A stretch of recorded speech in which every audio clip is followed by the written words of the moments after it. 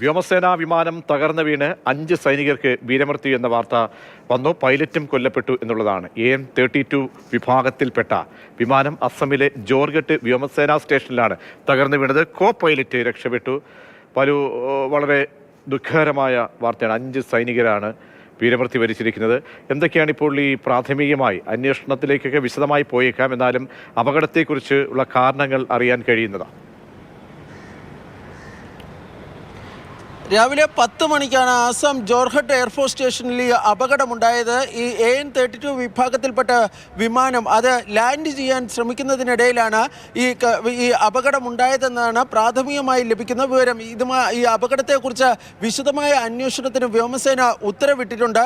5 സൈനികരാണ് ഈ അപകടത്തിൽ വീരമൃത്യു വരിച്ചിരിക്കുന്നതെന്നാണ് വ്യോമസേന ഇപ്പോൾ ഔദ്യോഗികമായി പുറത്തിറക്കിയിരിക്കുന്ന വാർത്താക്കുറിപ്പിൽ അറിയിക്കുകയും ചെയ്തിട്ടുള്ളത്. അതായത് squadron leader Prashant Singh, flight lieutenant Shubham Kumar, surgeon Jitendra Sharma, അഗ്നിവീറുമാരായ ഖേംറാം കുമാവത്ത്, ഡാനിഷ് ആലം എന്നിവരാണ് ഈ അപകടത്തിൽ വീരമൃത്യു വരിച്ചിരിക്കുന്നതെന്നാണ് വ്യോമസേന അറിയിക്കുകയും ചെയ്തിട്ടുള്ളത്. കോ പൈലറ്റിന് ഈ ഗുരുതരമായി പരിക്കുകളുണ്ട്. അദ്ദേഹത്തെ നിലവിൽ ആശുപത്രിയിൽ ചികിത്സയിലാണ് എന്നും വ്യോമസേന പുറത്തിറക്കിയിരിക്കുന്ന വാർത്താക്കുറിപ്പിൽ വ്യക്തമാക്കുകയും ചെയ്തിട്ടുണ്ട്.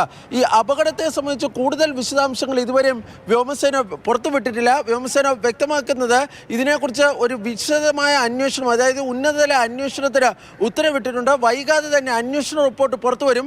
ആ ഘട്ടത്തിൽ മാത്രമായിരിക്കും ഈ അന്വേഷണം സംബന്ധിച്ചുള്ള കൂടുതൽ വിശദാംശങ്ങൾ നമുക്ക് ലഭ്യമാകുകയുള്ളൂ.